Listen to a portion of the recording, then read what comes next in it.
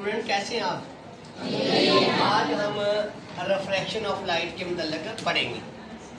अब ये देखें आप गौर से, ये मेरे पास लेज़र लाइट है, ये इंसिडेंट रे है, ये पी क्यू क्या है?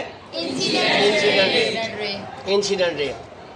और ये जो हवा है हमारा एक मीडियम है, और आगे जो है वो ग्लास, रेक्टेंगुलर ग्लास स्लैब पड़ी हुई है जो कि सेकंड मीडियम है। वो क्या है? सेकंड। तो ये जो सरफेस है, ये वाली सरफेस है, ये दो मीडियम को अलग करती है, रेडियम डेंस। हवा और रेडियम है, जबकि ये ग्लास स्लैब जो कि शीशे की बनी हुई है, ट्रांसपेरेंट मटेरियल की है, ये प्लास्टिक की भी हो सकती है, तो ये सेकंड मीडियम है। क्या ये?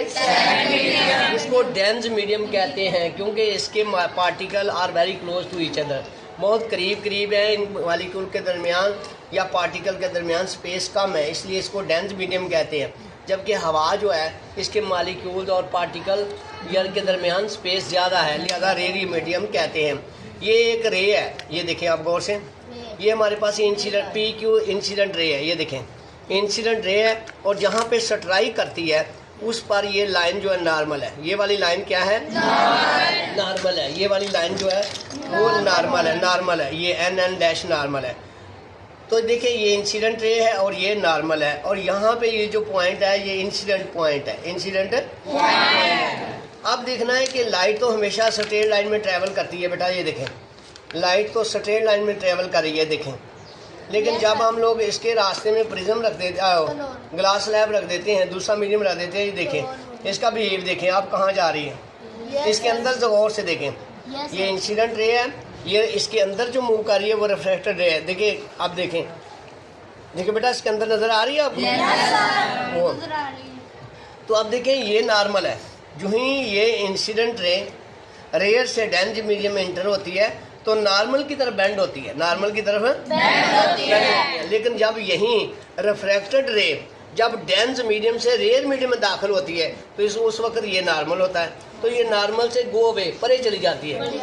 ये आप फिनोमेना को गौर से देखें, ये इंसिडेंट रे है, आपको नजर आ रही है, देखें आ रही है। अब रिफ्रैक्टेड रे भी आपको नजर आ रही है, इसके अंदर मूव करती हुई, सॉरी ये देखें आ रही है। और ये देखो इमर्जिंग रे, ये वाली इमर्जिंग रे है, आरएस, इसको आरएस कहते हैं, आरएस इमर्जिंग रे। देखो ये इंसिडेंट रे है बेटा, ये इंसिडेंट है, और इसके अंदर देखें ये क्या है? रिफ्रैक्टेड रे।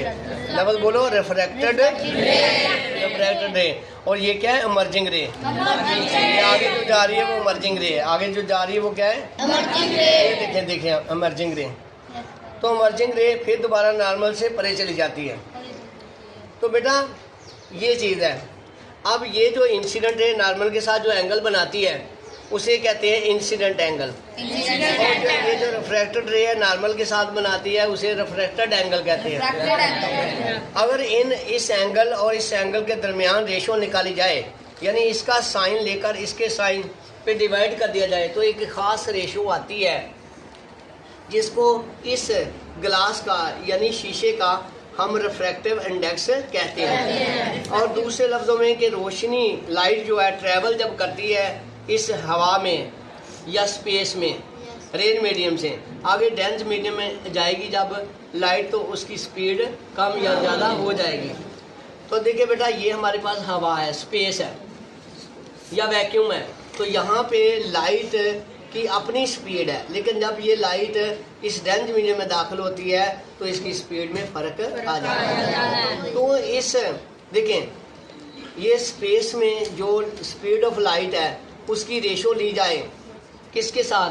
Speed of light in the glass. तो जो रेशो आती है उसको कहते हैं रिफ्रैक्टिव इंडेक्स, इसका ग्लास का।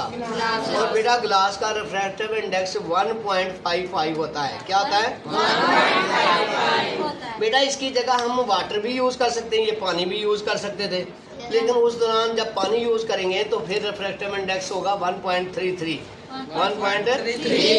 इस रिफ्रैक्शन के फिनोमेना को एक बार फिर समझने की कोशिश करें। ये देखिए पी क्यू क्या है? इंसिडेंट रे है, इंसिडेंट रे। ये देखिए ये जो अंदर चली दिखाई दे रही है इस वक्त रिफ्रैक्टेड रे, और ये जो बाहर ना जाए इमर्जिंग रे। आरएस क्या है? इमर्जिंग रे। हम इस रिफ्रैक्शन इस रिफ्रैक्शन को समझने के लिए कुछ एक्टिविटी करते हैं। जैसे कि हमारे पास ये एक खाली गिलास है, देखें इसके अंदर हमने फ़िश डाल दी, ये फ़िश रख दी, इसके अंदर रख दिए। हम एक बच्चे से कहते हैं कि इसे टारगेट बनाओ, ये गन के साथ टारगेट बनाएगा, हमें ये टारगेट बना रहा है। अब यहाँ पे अगर उसकी नोजल सीधी, बैरल सीधी है तो ये फायर कर देगा। अब हम इससे लड़के से ही पूछेंगे कि एक ही जगह पे बैरल बेटा रखो, ऐसे टारगेट बनाओ, ऐसा लग जाएगी। अब इसमें पानी डालते हैं, ये पानी डाल दिया तो क्या तुम्हारा टारगेट डिस्टर्ब हो गया? हो गया है। अब यहाँ क्या हुआ है, ऊपर आ गई है, फिश ऊपर दिखाई दे रही है। अब टारगेट और देखिए, अब पहले ये था ना, सरफेस पे ना था, पहले इसका बेटा ये था, टारगेट यहाँ था। अब ये कह रहा है कि टारगेट नीचे चला गया, ये नॉर्मल से परे चला गया। बैरल कहाँ चली गई? क्या आप बता सकते हैं कि अब फायर करेगा फिश को नहीं लगे? क्यों? क्योंकि ये रिफ्रैक्शन की वजह से है। क्या है? अब इसको जो फिश का इमेज है कहाँ, ऊपर नजर आ रहा है ना, तो ऊपर हो गया है। अगर फायर करेगा फिश को नहीं लगेगा। तो ये due to the refraction of light है। क्या है?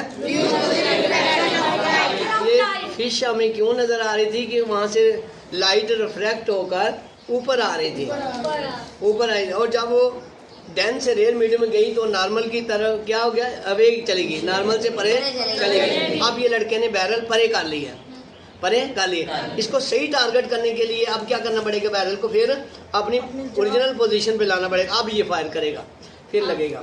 ये इस वजह से हुआ है, इस वजह से हुआ है। इस तरह देखें, एक और एक्टिविटी देखें बेटा, ये किताब है हमारे पास, इसके ऊपर हमने खाली गिलास रख दिया है। अब ऊपर से लफ्ज़ नज़र आ रहे हैं, अब इसमें हम पानी इंटर करेंगे। देखें तो आप देखें लफ्ज़ उतने ही साइज़ के हैं, ये बड़े या छोटे हैं, ये देखें। अब लफ्ज़ आपको बड़े नज़र आ रहे हैं, बोल्ड है, ऊपर से देख सकते हैं। दिखाओ बेटा, ये देखो, ये देखें बड़े बड़े लफ्ज़ नज़र आ रहे हैं। ये रिफ्रैक्शन ऑफ लाइट की वजह से है। क्या है? रिफ्रैक्शन ऑफ लाइट की वजह से। एक दूसरी एक्टिविटी बेटा करते हैं, यहाँ पे आप देखें। अब ये पेंसिल तो आपको सबको पता है कि सीधी है, लेकिन जब मैं इसको इसमें इंटर करूंगा तो ये आपको आगे से बैंड की हुई दिखाई दे। देखिए इधर से देखा, और बड़ी भी लग रही है।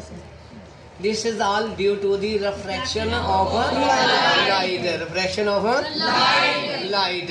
आप जानते हैं कि एयर या वैक्यूम में या स्पेस में यानी स्पीड ऑफ लाइट कितनी है?